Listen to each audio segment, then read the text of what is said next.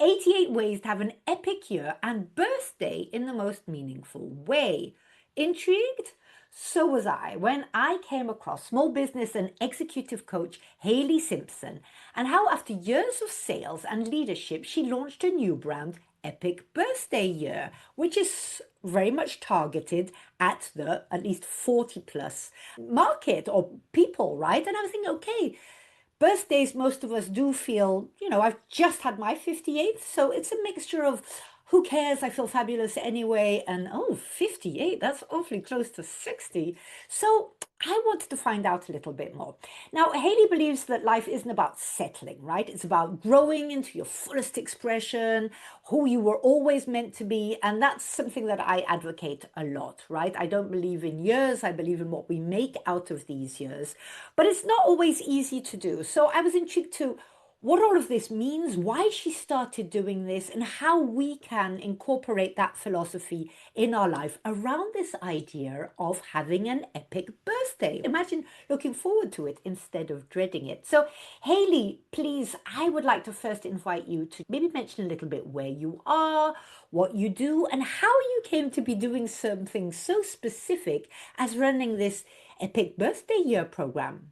Well, thank you. First of all, I love that introduction. Oh my goodness, so much enthusiasm. So, where in the world I am in northern Michigan. If anybody has ever heard of the Great Lakes or the Lake Michigan, the little town that I live is called Traverse City, and it's a resort town right on Lake Michigan at the 45th parallel. So, we get a hefty amount of winter, but it is gorgeous. And I thought it would be a dream destination, a retirement destination for me to move to. And during the pandemic, I thought, why am I waiting 20 years?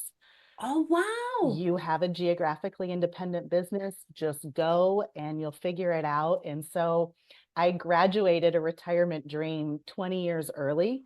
Now that's a And tip in itself. What a wonderful way to see things. Why wait yeah, till retirement? None of us knows how much of a retirement we're going to have anyway. it's true. And what I realized, the most amazing thing, Julie, I wasn't prepared to hold on to this dream for 20 years and wait 20 years to realize it. And when I just made the leap and did it, I realized that there were going to be all sorts of things behind that dream Mm, that I had mm, never even thought of yet. mm. And so I got really excited about being a spectator of my own life to see what would unfold, to see what new dreams would be planted that I had never even considered. I So love way that. And it's overwhelmed. all that position of curiosity and of, you can stay stuck in the same old waiting for retirement or waiting for Prince Charming or waiting for the best job or whatsoever. But, that's not about taking responsibility for your life. So you just upped it. You just said, well, you know what? Let's pack up. This is where I've always wanted to go. Why wait? Let's go now. I did. And Oh, I love it. I've been here for 4 years, and how this whole business thing started. So, by trade, in my day work, I am a small business and executive coach. I Right. work with business owners around their own personal whole person development, leadership development, their effectiveness and their impact, and then some strategic planning and organizational structures to keep people on track. And I love that work, but I have run up against women specifically who and friends who come to me for coaching. And I know that there are some coaching concepts that would really benefit them in their life at this point, but a full coaching engagement at the price point that I charge just doesn't make sense for their pocketbook. So a couple of years ago, a friend of mine in the area was turning 40. And she is a psychologist. She has her PhD. She's very thoughtful and introspective. And what she realized is she goes, I don't want to have the typical 40th birthday party. She goes, I'm wondering why the hell I'm hustling in life. Mm, What is mm. all of this for? There's got to be a way to prioritize and really see what is important. And she said, Hallie, could you do a mini retreat? Like, I don't need a whole day thing, just a half day for me and some of my girlfriends so that we could be thoughtful about what the next chapters of our life might look like. And I was like, yeah, that's a slam dunk. I can do that easily. And so it was four of them. We got a charcuterie board and some champagne and sat around in her living room floor right by the fire. And there were tears, there was Mm, laughter, there was encouragement, there were insights, mm. and most importantly, there was space. for Right. women who don't normally create space to think Right. about these things, to consider different perspectives and what their life could be Yeah. as they unfold. So I thought it was a one and done thing. And then somebody else in town found out that I did it. She goes, I'm turning 40. I'm not too excited about that number. I heard about what you did for Aaron. I want to do it too. Right. And it has That's how it evolved. started. Yeah. And I mean, when you think about it, if they're holding this with the idea of birthday, I mean, what better gift can you give yourself than to have that space, right? To create space for yourself, but also with those that you love, whoever you find you want to have this discussion with, and to really stop. Because what is a birthday, right? It's just a number. It's okay, we're celebrating the day we popped out, right? We didn't, well, okay, I'm a Buddhist, so we do say we chose it, but let's say we didn't, right? Uh-huh.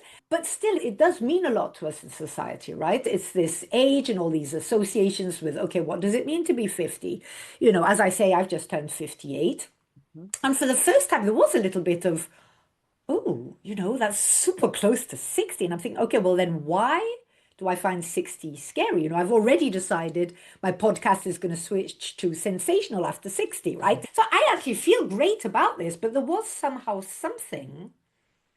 And then I realized it's the norms, it's societal norms is what does a 60-year-old woman look like? What does she do? How does she behave? Is she in a beginning stage of her life or is she, knitting booties? But that is all up to us, right? It is. And we all have, beliefs that we hold, stories that we tell ourselves. People may be more familiar with limiting beliefs, Yeah, but we we don't often examine them, especially the ones that society has given us. yeah. And I believe that we are in the midst of reframing all of that and Mm, women really stepping into their power. And regardless of if the age is 30, 37, 48, 65, whatever, mm.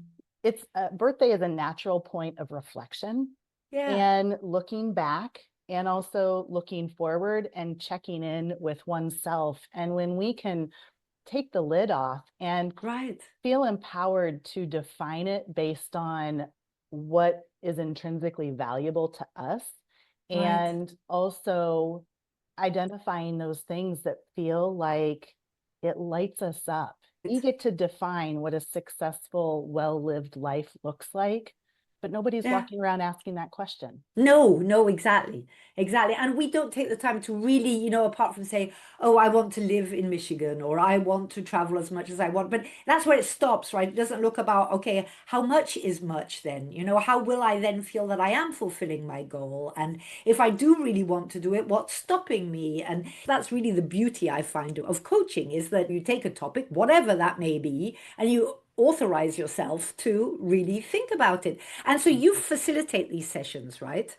I do. Right now, I have done them live in person because people are geographically close to me, but I am very much equipped to do them virtually. Yeah, So to Zoom in, and I would like to get to the point where it is just a pre-recorded instruction, and then yeah, participants can pause and with their girlfriends, on a girls' weekend getaway or yeah, just on a Friday afternoon, have these discussions and then start the video again for the next teaching point and then have these yeah. discussions so that it can be intimate, it can be safe, and it's a space where people can be honest. So it is all facilitated.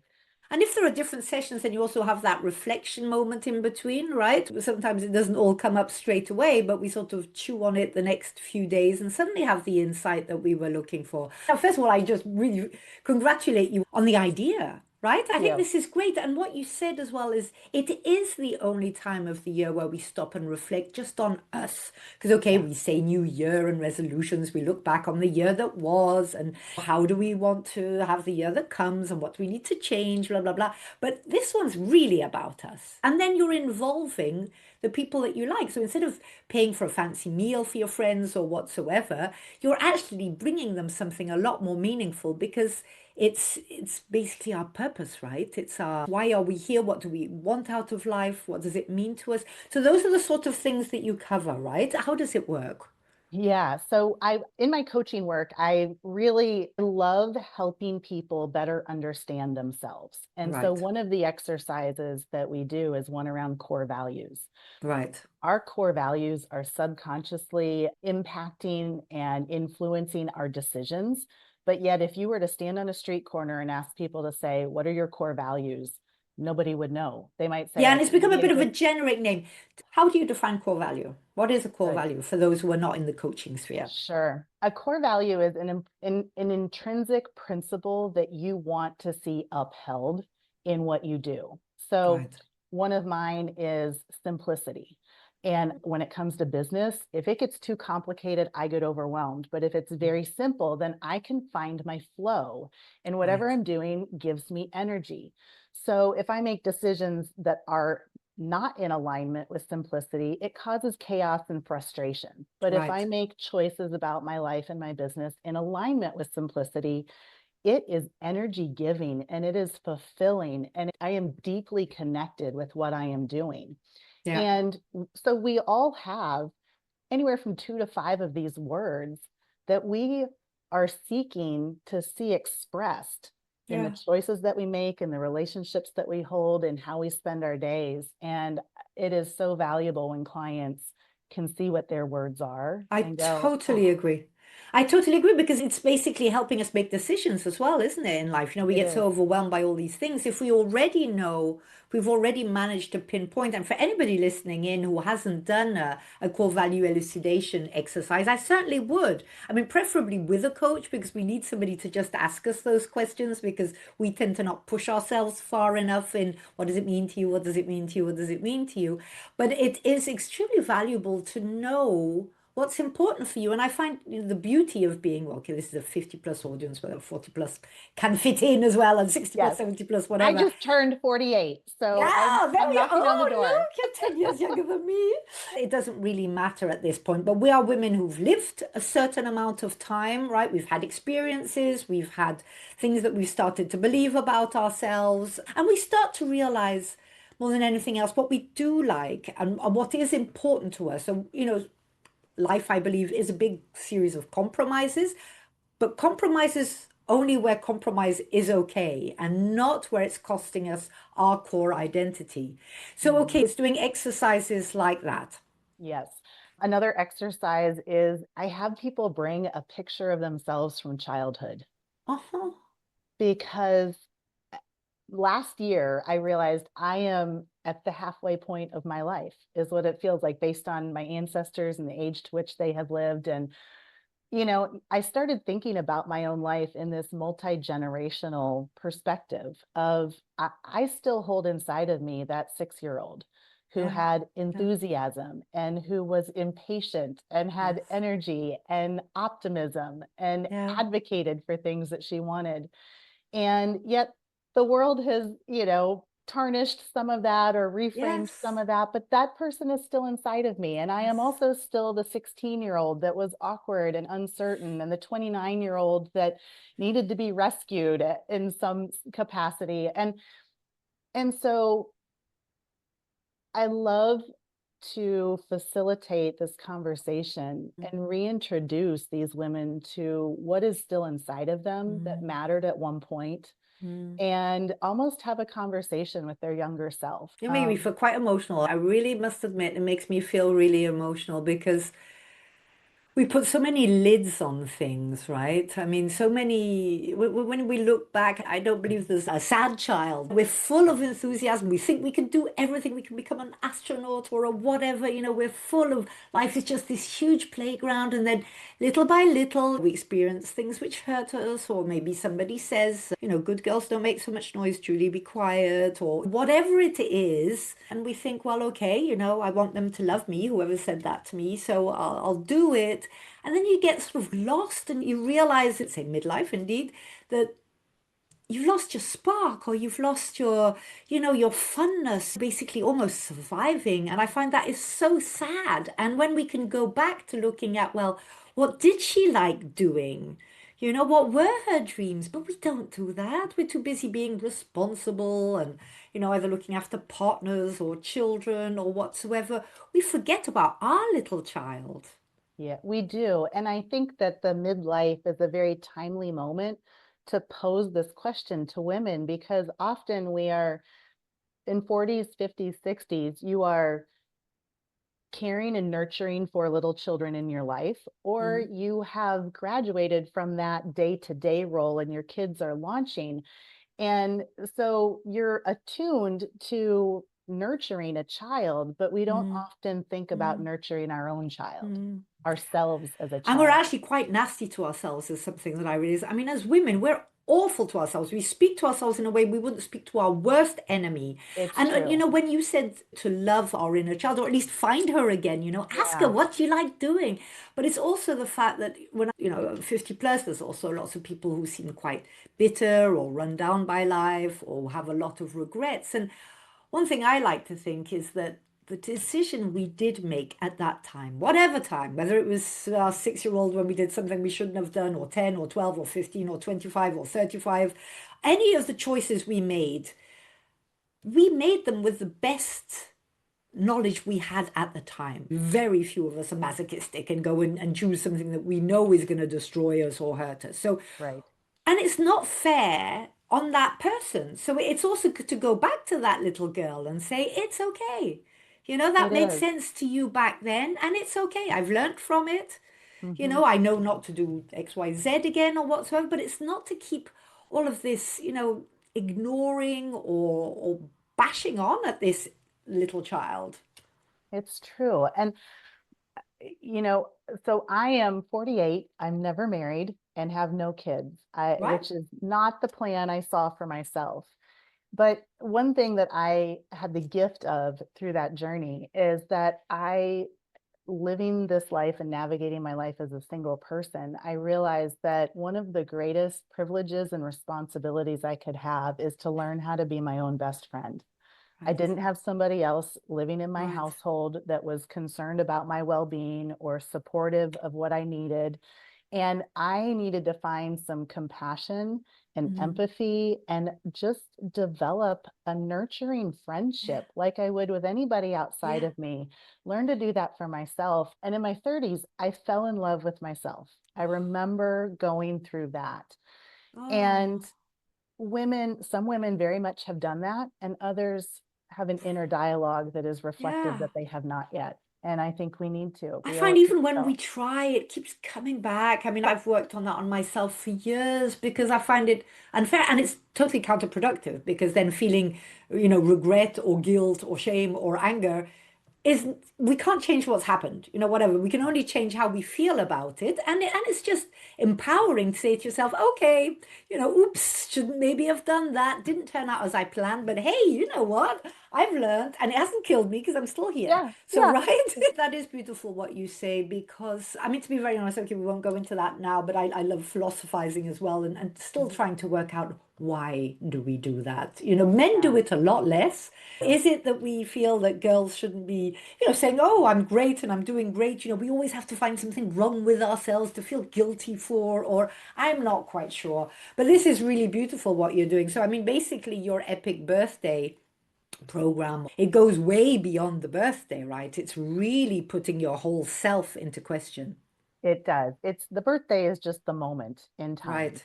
And I think when we're in our 40s and 50s, we do need a different way to birthday because we've had Yes. 40, 50, 60 of them. And Yeah. the dinner and the brunch and the opening Yeah. presents and the blowing out the candles, I mean, it's great, but it doesn't have, when we're ready for something with depth, we need an Yeah, answer. it isn't fulfilling. It Yes. seems quite superficial, and some of us also feel like, to be honest, I don't want to keep drinking all night, and I don't want to, have to party till 3 o'clock in the morning. I'm actually tired, a cup of tea and a candle is more than enough. So it's also about being honest, right? But still making it meaningful. So it doesn't have to be a party or a big thing. It's how would I feel loved and celebrated? And the first person who should be doing that is ourselves, because we're Yeah, always there, right?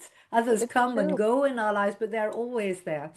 Yeah, Okay, right. I want to make sure we cover everything here. So, okay, sure. so you have your program, which you do online. Hmm. Now, what sort of things, if we're talking about the audience which is here now? So, I would Yeah. certainly 100% recommend people who are curious about this, epic birthday idea. And I know you have this, what is it? Is it a book, 88 Ways to Have an Epic Year?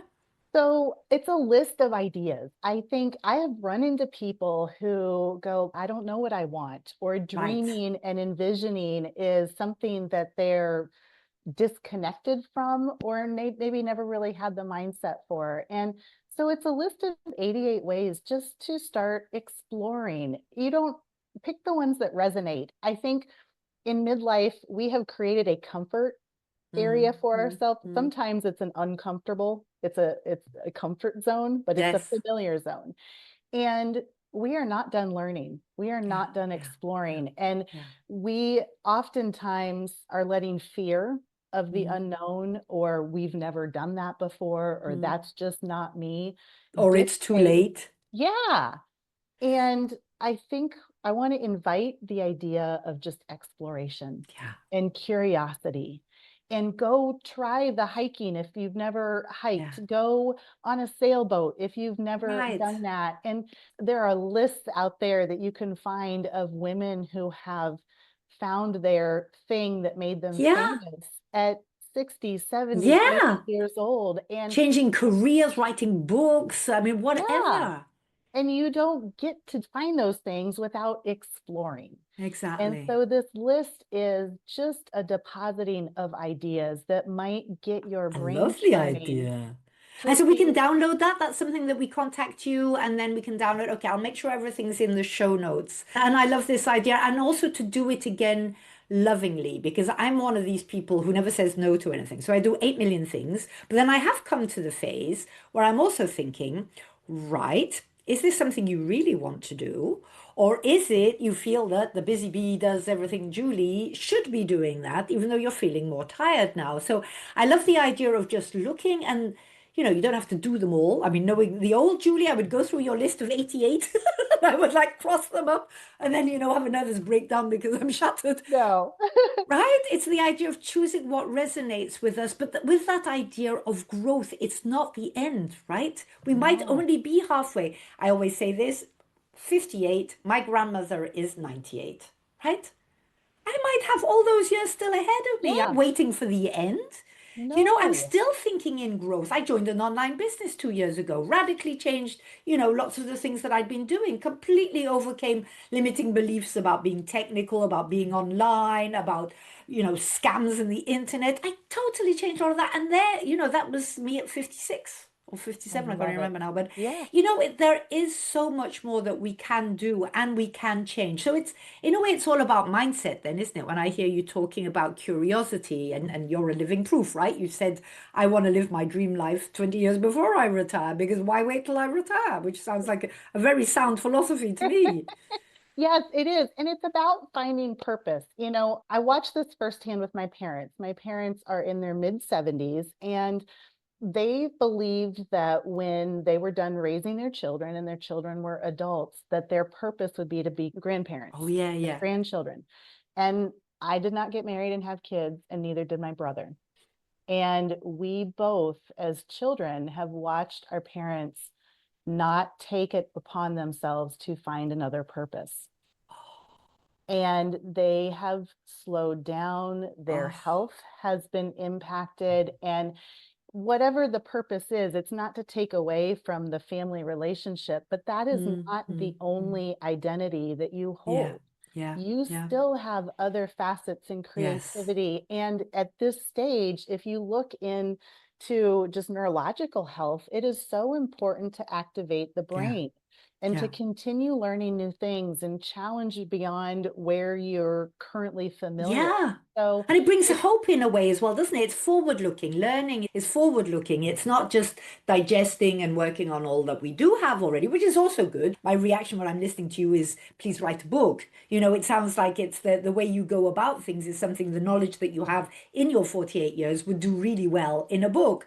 But it's not about just using, the good and the bad that has brought us to where we are today. It's about what new things, what have I always wanted to do? And there is no bad, right? There is no, I'm too old for this. Or, I mean, obviously you have to take health into consideration, but there are different degrees, right? There's 50 shades of all of these Yes. potential passions or hobbies.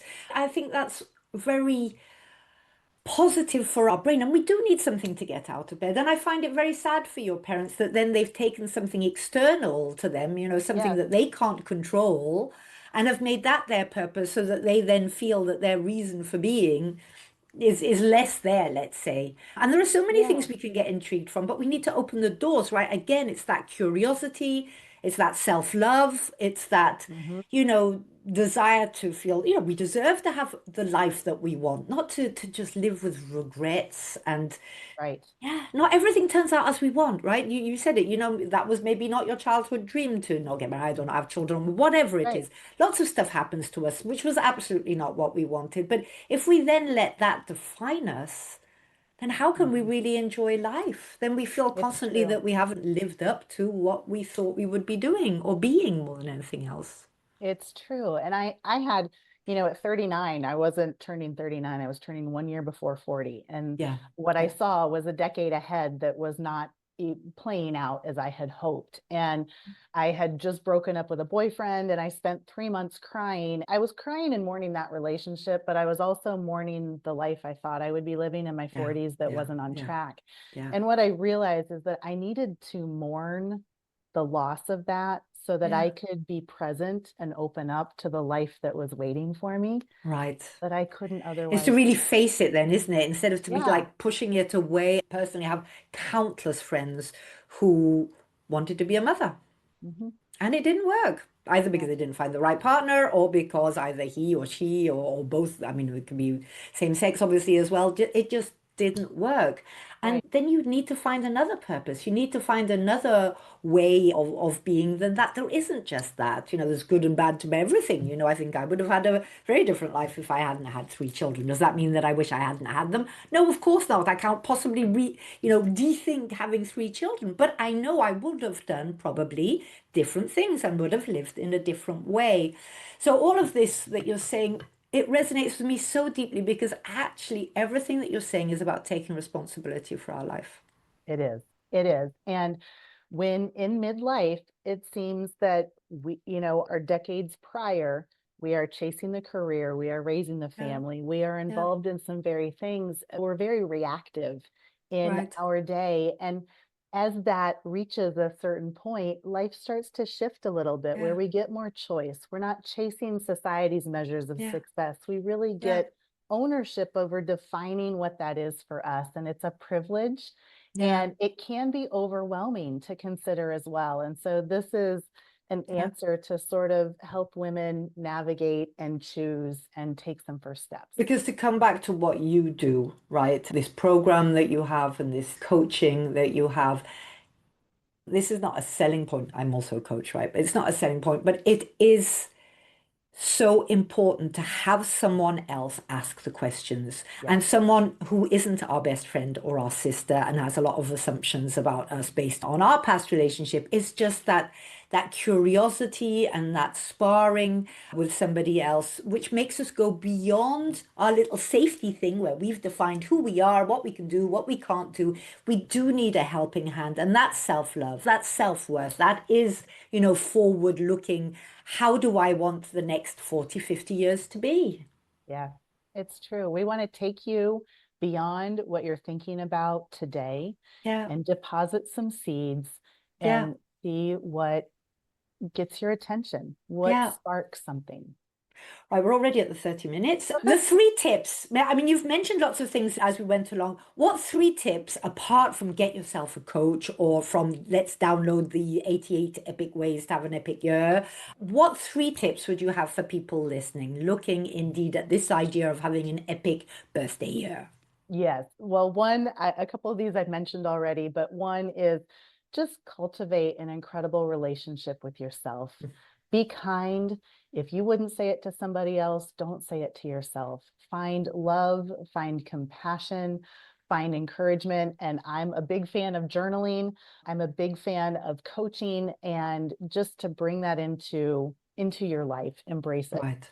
The second is to start considering your life through multi generations. Look I at like your that. 6 and 7 year old self, and also look at your 70 or 80-year-old self and go, who do I want to become? What are the gifts and choices for me to consider today that will create that woman that I want to be? Because that I starts like today. that.